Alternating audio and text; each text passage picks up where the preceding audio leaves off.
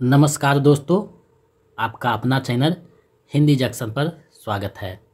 मैं परवेश कुमार सिन्हा आज फिर एक नए वीडियो के साथ आपके समक्ष उपस्थित हुआ हूं। अगर आप नए हैं तो चैनल को सब्सक्राइब कर दें और दोस्तों में शेयर कर दें। दोस्तों, आज का जो विषय है वो विद्यापति की पदावली है, जो बिहार स्टेट पेपर 2 हिंदी के सिलेबस में लगाया गया है। विद्यापति पदावली की रचना का संपादक रामवृक्ष बेनीपुरी हैं, जिन्होंने विद्यापति के पदों को संपादन किया है। इसमें से हमें 4 पदों को पढ़ना है, जिसमें दूसरा पद, तीसरा पद, 59वां पद और 254वां पद पढ़ना है। तो आज हम विद्यापति के पदावली को पढ़ेंगे, उसके भावार्थ को समझेंगे और उसके रचनाकार विद्यापति से संबंधित जो महत्वपूर्ण बिंदु है उसके बारे में गहन अध्ययन करेंगे। क्योंकि विद्यापति आदिकाल के महत्वपूर्ण कवियों में से एक है। इनका जो संबंध है बिहार से है, तो ये सीधा सा प्रश्न बनता है कि बिहार से है तो बिहार स्टेट में यहाँ से प्रश्न ज़्यादा देखने को मिलेंगे, तो हम लोग अच्छे से अध्ययन करेंगे। तो चलिए चलते हैं। दोस्तों, आप देख पा रहे हैं कि यहाँ विद्यापति से जो संबंधित महत्वपूर्ण बिंदु है वो जो है दिख रहा है। तो अब हम उनसे संबंधित जो महत्वपूर्ण बिंदु है उसको जानेंगे। तो सबसे पहले विद्यापति का जन्म मधुबनी बिहार के बिपसी गांव में हुआ था। विद्यापति का जन्म मधुबनी जिले के बिपसी गांव में हुआ था, जो बिहार के एक जिला है। इनका जन्म 14वीं से 15वीं सदी के मध्य माना जाता है। कुछ विद्वानों के अनुसार इनका जन्म 1350 ईस्वी माना जाता है और मृत्यु 1450 ईस्वी। इनके पितामह जयदत्त संत थे। वे योगेश्वर नाम से विख्यात थे। इनके गुरु का नाम पंडित हरि मिश्र था। यहाँ देखिए महत्वपूर्ण बिंदु निकल कर आ रहा है। इनके गुरु के नाम, इनके पिता के नाम, इनकी पत्नी का नाम चंदा देवी या चंपती देवी था। विद्यापति संस्कृत, प्राकृत, अपभ्रंश, मैथिली, ब्रजबोरी, बंगला और हिंदी के पंडित थे। यानी पंडित मतलब ज्ञान से संबंधित है, तो ये उसके ज्ञाता थे। ये तिरहुत के राजा शिव सिंह और कीर्ति सिंह के दरबारी कवि थे। ये जो है तिरहुत के राजा शिव सिंह और कीर्ति सिंह के दरबारी कवि थे। आगे बढ़ते हैं। राजा शिव सिंह ने विद्यापति को बिपसी गांव दान में दिया था। यानी जहां इनका जन्म हुआ था उसकी जो जमींदारी था विद्यापति को दान में दिया था। राजा शिव सिंह ने विद्यापति को अभिनव जयदेव की उपाधि से विभूषित किया। अब देखिए यहाँ बात खुलकर सामने आ गई कि विद्यापति को अभिनव जयदेव कहा जाता है, तो उसको ये उपाधि किसने दिया? तो राजा शिव सिंह ने दिया था। वे जो है शैव संप्रदाय के कवि हैं। ये पूछा जाता है बराबर एग्जाम में कि ये कौन जो है भक्ति से है, तो शैव भक्ति या शैव संप्रदाय के कवि हैं। विद्यापति को भक्त मानने वाले विद्वान हजारी प्रसाद द्विवेदी, चैतन्य महाप्रभु तथा श्याम सुंदर दास हैं। रामचंद्र शुक्ल ने विद्यापति को श्रृंगारी कवि मानते हुए पदावली संदर्भ में लिखा है, आध्यात्मिक रंग के चश्मे आजकल बहुत सस्ते हो गए हैं। ये जो है विद्यापति के संदर्भ में लिखा है। जो बीपीएससी के जो +2 का एग्ज़ाम था हिंदी का, उसमें ये प्रश्न पूछा गया था। तो इसको ध्यान में रखिएगा कि आध्यात्मिक रंग के चश्मे आजकल बहुत सस्ते हो गए हैं, किसके लिए प्रयोग किया है? तो विद्यापति के लिए। कौन ये शब्द बोला है? तो रामचंद्र शुक्ल ने बोला है। किसके संदर्भ में बोला है? तो पदावली, जो विद्यापति की पदावली है उसके संदर्भ में बोला है। नेक्स्ट बिंदु है डॉक्टर श्याम सुंदर दास के अनुसार हिंदी के वैष्णव साहित्य के प्रथम कवि विद्यापति हैं। इनकी रचना राधा कृष्ण के पवित्र प्रेम से ओतप्रोत है। यहाँ देखिए खुलकर बहुत सारी बातें सामने आई हैं। विद्यापति ने कीर्तिलता को कहानी कहा है। यानी विद्यापति ने कीर्तिलता उनकी रचना है उसको स्वयं कहानी कहा है। मैथिल कोकिला, अभिनव जयदेव, रेखन कवि, बयाह संधि के कवि, दशवाधार, कवि कंठारा आदि इनके जो है उपाधि है, उपनाम है। नेक्स्ट बिंदु देखते हैं। उनकी निम्न 14 रचनाएं हैं, ये लगभग 14 रचनाएं के, जिसमें कीर्तिरता, कीर्ति पताका, गया पत्रक, गंगा वाक्यावली, दान वाक्यावली, दुर्गा भक्ति, तरंगिणी, पुरुष परीक्षा, प्रमाण भू, पुराण संग्रह, पदावली, भू परिक्रमा, लिखनावली, विभव सागर, वर्षकृत्य, शैव सर्वसार, ये सारी इनकी लगभग 14 रचनाएं हैं, जिसमें कीर्तिरता, कीर्ति पताका, पुरुष परीक्षा और पदावली, ये 4 रचनाएं जो हैं इनकी महत्वपूर्ण है, इसको ध्यान में रखिएगा। नेक्स्ट बिंदु है, इसमें से कीर्तिरता, कीर्तिपता अपभ्रंश में है और पदावली जो है मैथिली भाषा में है। कीर्तिरता, कीर्तिभाषा अपभ्रंश या अबहट में है और पदावली जो है मैथिली भाषा में है। तो ये सारी बातें जो है विद्यापति से संबंधित था, जिसका हम लोगों ने अध्ययन किया, इसके बारे में जाना। इनकी रचना जो कीर्तिरता, कीर्तिपता का, पुरुष परीक्षा और पदावली है, इसको हम लोगों ने देखा। इन्हें जो है अभिनव जयदेव, वयः संधि के कवि, दशावधान कवि, कंठारा, रेखन कवि आदि उपनामों से जाना जाता है। इनके बारे में रामचंद्र शुक्ल ने लिखे कि आध्यात्मिक रंग के चश्मे आजकल बहुत सस्ते हो गए हैं।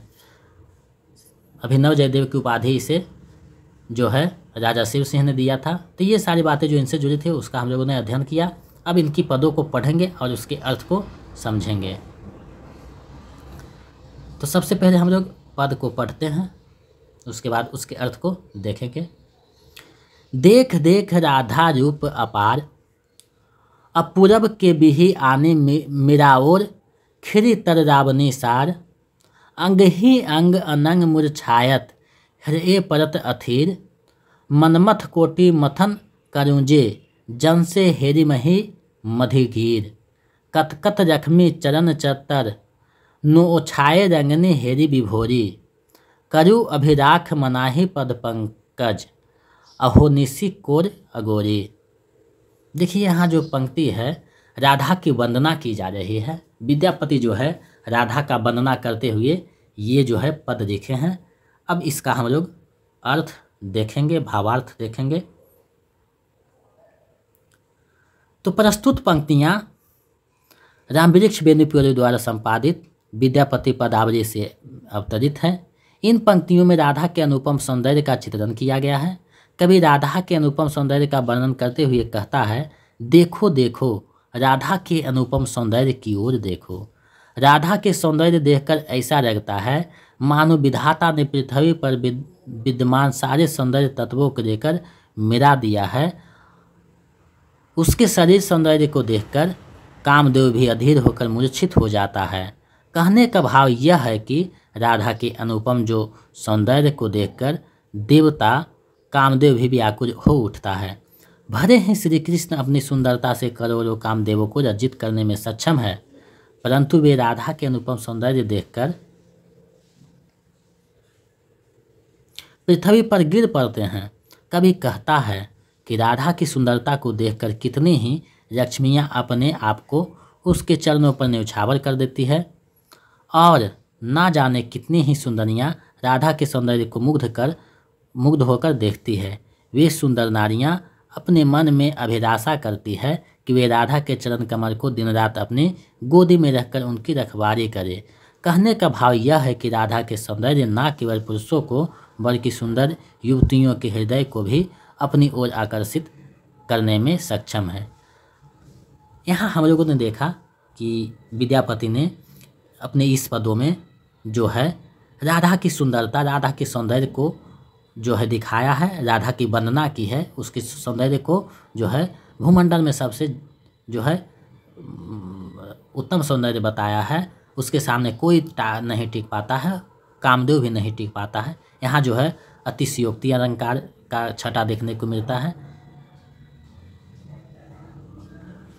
अब हम दूसरे जो पद हैं उसको पढ़ेंगे, उसको समझेंगे। दूसरे पद में देवी की वंदना की गई है। जय जय जय भैरव असुर भयाउनी, पशुपति भामिनी माया, सहज सुमति बर दियाओ, गोसाउनी अनुगति गति सुअ पाया, बसरा रैनी सबासन शोभित चरण, चंद्रमणि चूरा, कतओक दैत्य मारी मुँह मेरर, कतओ उगरई कैर कोरा। सामर बरन नयन अनुरंजित जरद जोग फुरकोका कटकट बिकट ओट पुरी पाड़ी रिधुन फेन उठ फोका घन घन घनाए घुंघुर कत बाजे हन हन कर तुआ काता विद्यापति कवि कुतुआ पद सबक पुत्र विसारी जनी माता। यहाँ देखिए देवी की वंदना की जा रही है विद्यापति के द्वारा। तो इसके हम जो है व्याख्या हम लोग समझते हैं कवि कहना क्या चाहता है। प्रस्तुत पंक्तियाँ जो रामजी श्वेनीपुरी द्वारा संपादित विद्यापति पदावली सिनिध, इस पंक्तियों में मंगलाचरण की परंपरा का अनुसरण करते हुए कवि ने देवी भगवती की वंदना की है। कवि देवी भगवती की वंदना करते हुए कहते हैं कि राक्षसों को भयभीत करने वाली हे भैरवी, हे रुद्र पत्नी, हे माया, तुम्हारी सदा ही जय हो। हे गोस्वामी, मुझे ऐसी सहज स्वाभाविक सद्बुद्धि का वर प्रदान कीजिए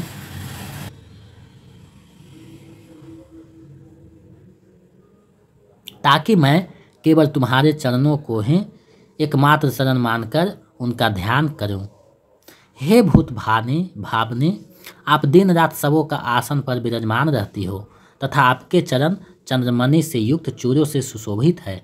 हे देवी, आपने कितने ही दैत्यों को मारकर अपने मुख में डाल दिया है, अर्थात उनका भक्षण कर दिया है।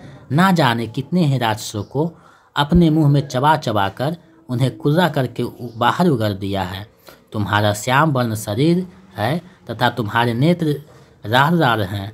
इन दोनों के संयोग से अर्थात श्याम शरीर पर रार नेत्र ऐसे दिखाई पड़ते हैं जैसे मानो काले बादल में लाल रंग के कमल खिले हों।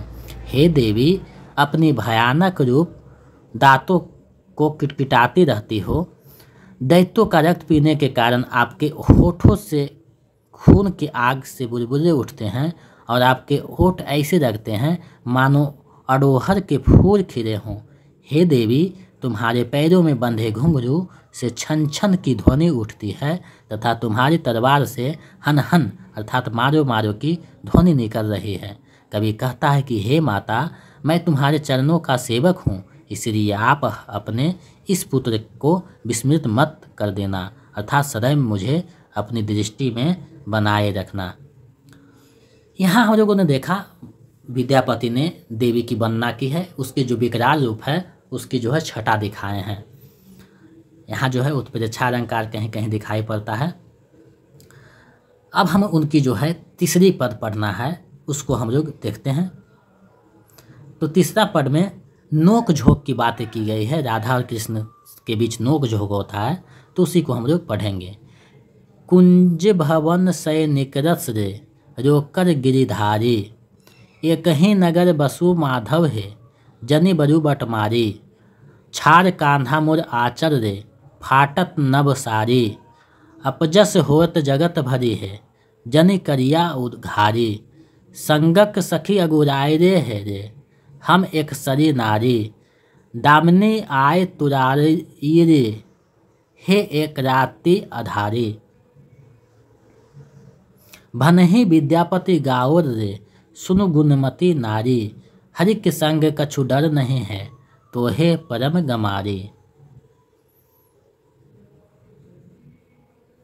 यहाँ हम लोग देख रहे हैं कि कृष्ण और राधा के बीच नोक झोंक हो रहा है, तो उसका हम लोग व्याख्या देखते हैं, समझते हैं। यह पद नायक नायिका के नोक झोंक से संबंध है। नायिका जो ही कुंज भवन यानी लताओं से घिरा भवन से निकल कर आगे बढ़ती है कि गिरधारी अर्थात कृष्ण ने रोक दिया। नायिका कहती है, हे माधव, हम तो एक ही नगर के रहने वाले हैं, इस तरह राह चलते तंग मत कीजिए। हे कान्हा, मेरा आंचल छोड़ दीजिए, मेरी साड़ी अभी नई नई है, फट जाएगी, मुझे छोड़ दीजिए। किसी ने देख लिया तो पूरे समाज में आपको अपजस होगा, मुझे भी सबके सामान समक्ष उघार मत कीजिए। साथ ही सभी सहेलियां आगे बढ़ गई है, मैं अकेली स्त्री पीछे रह गई हूँ। देखिए ना, एक तो रात अंधेरी है, ऊपर से बिजली भी कौंधने लगी है, अर्थात मेघ घिर आया है, बारिश की संभावना बढ़ गई है। विद्यापति कवि गाकर कहते हैं, हे सुंदरी, हे गुणवती नारी, सुनो, तुम तो अज्ञानी गमारी की तरह आचरण कर रही हो। ये तो कृष्ण है, स्वयं हरि हैं, हरि के साथ कोई डर नहीं।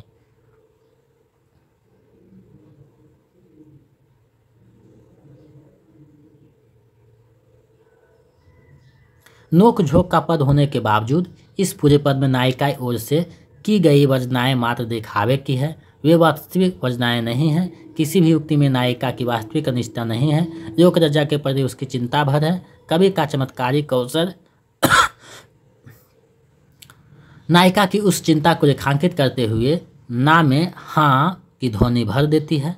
नायिका का कोई भी बहाना उसकी मुखर अनिश्चा और प्रत्यक्ष विरोध नहीं दिखाता। वह तो परोक्षता अपने हृदय को देवता को प्रबोधन देती है कि हम तो एक ही नगर के वासी हैं, ऐसा धैर्य क्यों? इस समय कोई देख लेगा तो आपको अपयश होगा, आपकी महिमा मलिन हो जाएगी, मेरी भी भेद खुल जाएगी, मैं उघाड़ हो जाऊंगी। उल्लेखनीय है कि उघाड़ होना नायिका तक का नग्न होना नहीं है, नायक के प्रति उसकी अनुरक्ति का भेद खुल जाना है। संघ की साखियाँ आगे बढ़ गई है। अंधेरी रात होने पर मेघ घिर आने और बिजली कहने की चिंता भी है। नेपथ्य की उसी भावना का संकेत है कि हे गिरधारी, अब मुझे रोको तो मैं अपनी सखियों और परिवारजनों को नजरों में उघाड़ हो जाऊंगी, इसलिए मुझे अब जाने दीजिए। तो यहाँ हम लोगों ने देखा कि विद्यापति ने जो है नायक नायिका के जो नोक झोंक की बातें हैं, ना और हाँ की बातें हैं, ना में हाँ जो छिपा हुआ है उसकी बातें की है। ये जो अनुपम है, बेजोड़ है। विद्यापति जो है श्रृंगारिक कभी भी कहीं कहीं दिखाई पड़ते हैं। कहा जाता है कि जीवन भर इन्होंने श्रृंगारिक पद का रचना किया, लेकिन अंत में इन्होंने गंगा स्तुति लिखकर भक्ति का परिचय दिया है। अब उनकी जो हम लोग के बिहार स्टेट के पेपर 2 के सिलेबस में लगा हुआ अंतिम जो पद है उसका हम लोग अध्ययन करेंगे और उसको समझेंगे। तातर सैकत बारी बिंदु सम सुतमित रमनी समाज, तोहे बिसरी मन चाहे समर्पिनु, अब मझु हो कौन काज, माधव हम परिणाम निराश, तुह जगतारन दिन दयामय, अतः तुहर विश्वास, आध जन्म हम निंद गवाइनु, जरा शिशु कत दिर गोरा गेरा, निधुवन रमन निर्भस रंग मातुन, तुहे भजब कौन बेरा, कत चतुरानन भरी भरी जाओत, ना तुआ आदि अवसाना, तोहे जन्म पुन तोहे समोत, सागर रहरी समाना, भनई विद्यापति शेष समन समय तुआ, बिनु गति नहीं आरा, आदि अनादि नाथ कहो सिया उब, तारन भार तुहारा। यहाँ देख रहे हैं विद्यापति जो है जीवन के अंतिम क्षणों में इस पंक्तियाँ इस जो पदों को है लिखे हैं। अब इनकी इस जो है व्याख्या उसको हम लोग देखते हैं। यह पद विद्यापति के जीवन काल के अंतिम क्षणों में लिखा गया प्रतीत होता है, जब वे सारे उमंग उत्साह राग विराग सुख सौरभ सारी आसक्तियों को पार कर जीवन की समस्त व्यथाओं दुख दुविधाओं से निपट कर तटस्थ हुए और जीवन का रेखा जोखा करने बैठे। संभवतः तभी उनको ऐसा भाव आया। उस रेखा जोखा के क्षण में कभी भगवान कृष्ण से कहते हैं, हे माधव, सारे सरोकार निरर्थक साबित हुए। पुत्र मित्र पत्नी कुटुंब समाज सारे के सारे संबंध तपते हुए रेत पर पानी की बूंद साबित हुए, गिरते ही विलुप्त हो गए, सब निरर्थक विफल। मुझे यह बड़ी घूर हुई कि मैं तुम्हारी महिमा से निरपेक्ष होकर उन सब संबंधों में उलझा रहा, खुद को अपने माया मोह में समर्पित कर दिया। अब मेरा क्या होगा जीवन के अंतिम क्षणों में? हे माधव, अब मुझे निराशा ही निराशा दिख रही है। हे दयामया, अब मुझे केवल तुम्हारी ही आशा है। तुम पूरे जगत के तारनहार हो, दिन दुखियों के दीजिए दयालु हो। मुझे अब बस तुम पर ही विश्वास है। जीवन का आधा भाग तो मैंने नींद में गवा दिया, बुढ़ापा और बालपन में भी बहुत समय खपा गया। अमोद प्रमोद स्त्रियों के साथ रंग भस में उन्मत्त जवानी बीत गया है। अब तुम्हारे अर्जन हेतु मेरे पास समय ही कितना रह गया है। हे माधव, कितने ही ईसा अवतार दे दें।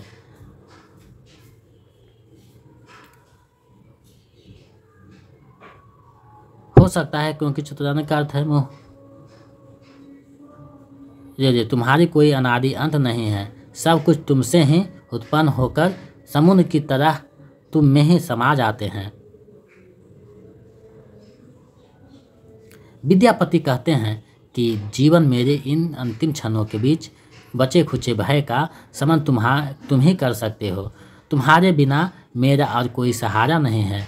तुम तो आदि अनादि सब के मालिक हो कहलाते हो।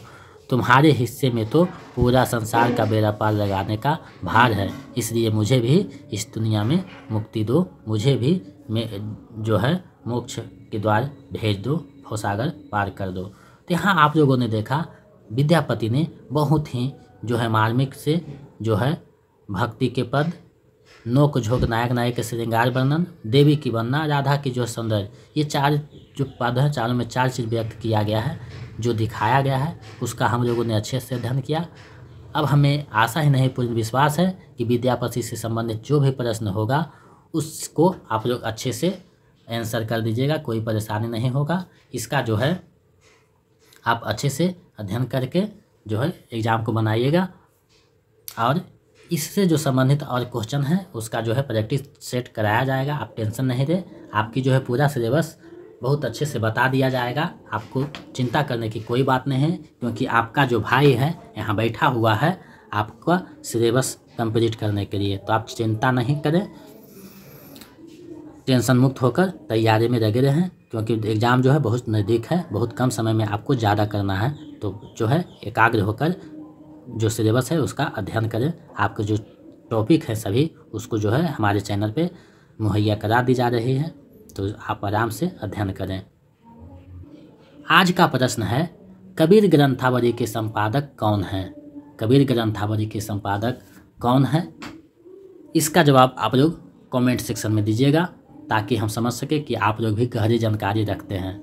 अगर आप इसका PDF लेना चाहते हैं तो हमारे टेलीग्राम चैनल से जुड़ जाइए, वहाँ इसका PDF दे दिया जाएगा, जिसका लिंक डिस्क्रिप्शन में दिया गया है। वीडियो के डिस्क्रिप्शन में लिंक देखकर चैनल से जुड़ जाइए, वहाँ PDF दे दिया जाएगा। और अगर आप नए हैं तो चैनल को सब्सक्राइब कर दें, क्योंकि आप जो है सब्सक्राइब करते हैं, दोस्तों में शेयर करते हैं, तो हमें जो है गति मिलता है, एक ताकत मिलती है और एक ऊर्जा मिलता है। तो आप जो है इस वीडियो को दोस्तों के बीच शेयर कर दें और सब्सक्राइब कर दें, ताकि मैं दोगुने उत्साह के साथ ऐसे ही वीडियो लेकर उपस्थित होता रहूं। अगर आप मेरे पिछले वीडियो देखना चाहते हैं तो हमारे चैनल के होम पेज पे वीडियो वाले ऑप्शन में जाकर आप मनपसंद वीडियो देख सकते हैं और अपनी तैयारी को गति प्रदान कर सकते हैं। बहुत बहुत धन्यवाद, ऐसे ही सहयोग बनाए रखें।